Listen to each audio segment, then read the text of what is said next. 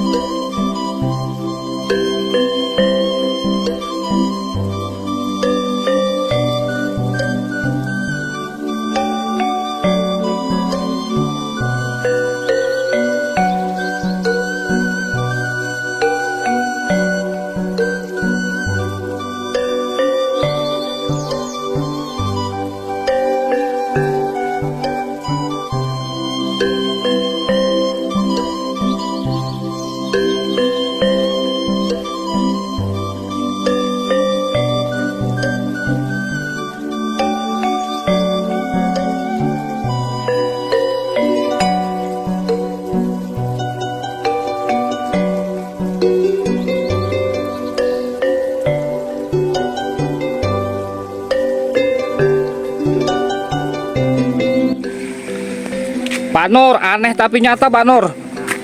Video yang kita bikin tadi Pak Nur hilang. Aneh tapi nyata Pak Nur.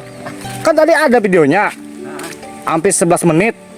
Tiba-tiba saya sampai posko, Biar aja, pengen ngupload, biar aja. kok hilang? Nah, iya, enggak usah diulang, jangan. Iya, kenapa ya Pak Nur? Aku kan enggak nyuruh.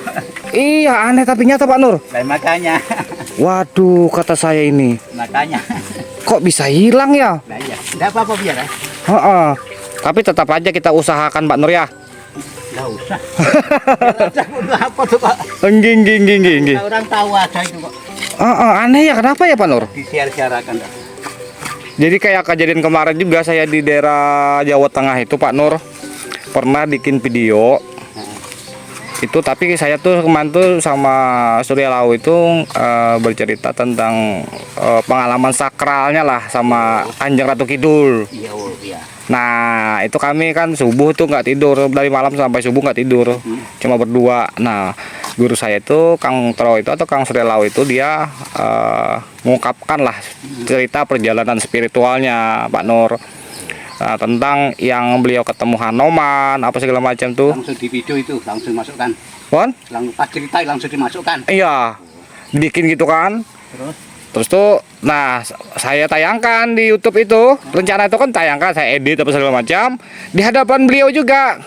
Coba tes katanya, nanti kalau mau tayang berarti diizinkan Kanjeng sama Ratu Kidul kata beliau kan. Kalau nggak bisa tayang nanti berarti nggak dapat izin kita aja gitu. Nah, habis itu kan saya buktikan nih Pak Nur. Iya. Saya upload lah di channel YouTube saya. Di hadapan mata saya itu Pak Nur tiba-tiba ngupload langsung error. Handphone saya itu error. Berarti sudah masuk tapi error itu. Langsung hijau warnanya, habis hijau tuh putih langsung nggak bisa tayang. Kaget saya. Nah, ketawa dia. Aneh ya. Itu komen saya, pengalaman saya waktu di Gunung Lau. Sama kan enggak boleh enggak mau. Iya, nggak boleh. Nggak boleh karena yang dibahasnya itu memang kisah pribadinya Kang Surya Lau tuh yang perjalanan spiritualnya berawal beliau tuh ada di pesantren sampai beliau ketemu Kan lewat perguruan berguru. betul. Enggak boleh orang tahu. Nah sampai tahu itu Pak Nur karena itu yang dibicarakan ilmu pribadi yang saat berguru melalui alam gaib gitu. Jujurnya hilang kita. Jadi cerita Sama saya enggak boleh. cerita gaib itu memang di luar nalar ya Pak Nur ya, tapi kenyataannya itu boleh percaya boleh enggak gitu. Nah termasuk ilmu santet itu kan orang mungkin sebagian nggak percaya ada ilmu kayak gitu bisa ngebunuh orang tanpa nyentuh, tapi kenyataannya ada. Dibuktikan sudah dibuktikan. Saya mata kepala saya sendiri saya ngalami. Nah Kalau untuk masalah gaib sih ibaratnya itu enggak cuma itu aja Pak Nur selama saya di Jawa kemarin tuh. Banyak, tapi ya pribadi lah itu, nggak boleh diceritakan. Iya. Termasuk waktu dulu kan saya sering ke tempat-tempat angker juga.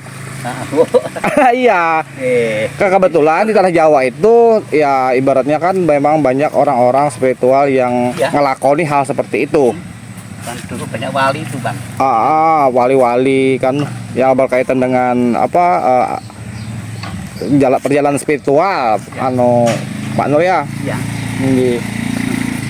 Wah, kata saya ini kita kan tadi ngangkat cerita nih di mana sosok Pak Nur itu datang ke Kalimantan dengan anak istri Pak Nur ya. Iya. Zaman itu tahun 93 tadi kan. Nggak modal apa-apa. Nggak punya modal apa-apa. Udah dengkul.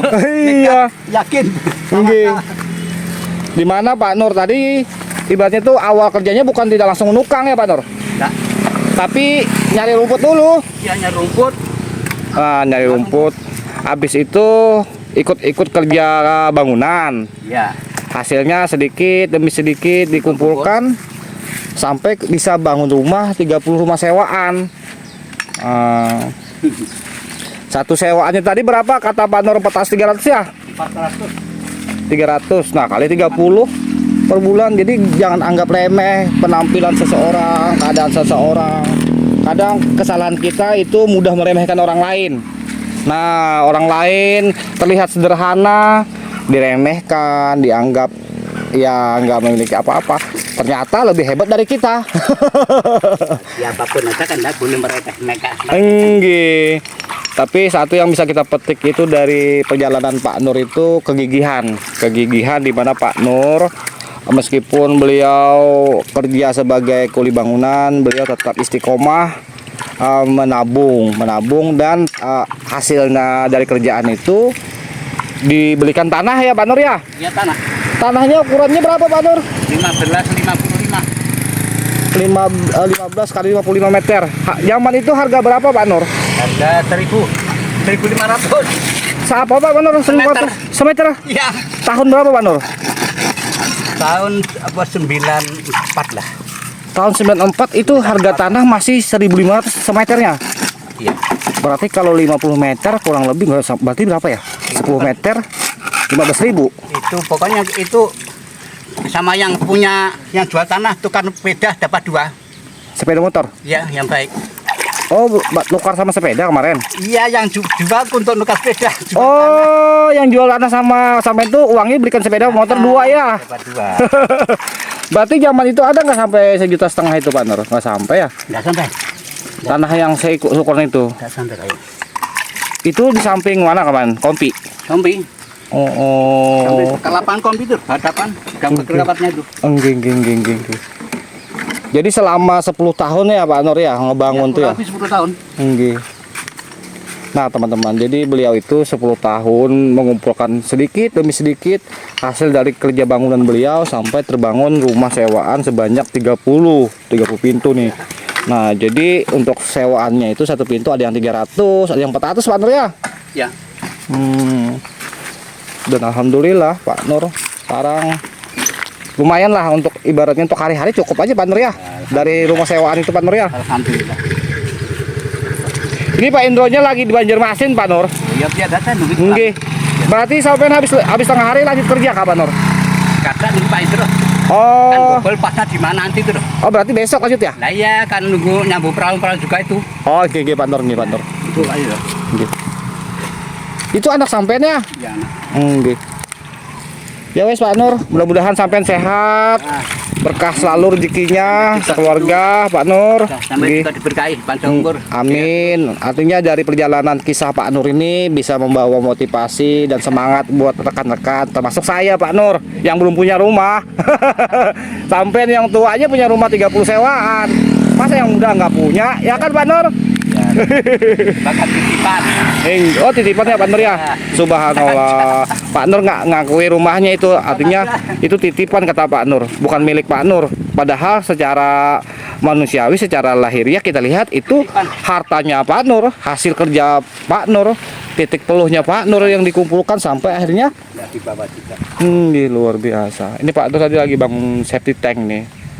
teman-teman, di salah satu rumah sewaan yang dibangun nih Pak. Nah, dan mudah-mudahan apa yang dikerjakan Pak Nur ini sangat bermanfaat, berkah barokah, dan kita semua juga bisa mengambil nilai-nilai positif dari perjalanan kisah Pak Nur yang beliau dengan penuh kesederhanaan, kegigihan bekerja sebagai kuli bangunan, dengan menyisihkan uang sebagian dari hasil kerja beliau bisa membangun 30 buah rumah sewaan, teman-teman. Dan satu pintunya itu ada yang 300.000, ada yang 400.000. Dan itu 10 tahun pas membangunnya kemarin Pak Nur ya?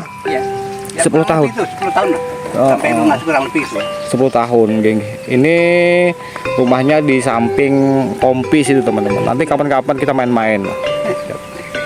Kalau untuk teman-teman yang pengen nyewa rumah Pak Nur atau tanya-tanya rumah sewaan, nanti bisa hubungi di link deskripsi channel ini, teman-teman. Terima kasih teman-teman. Salam satu jiwa, tetap semangat, setia selamanya. Makasih Pak Nur ya. Sama-sama. Assalamualaikum.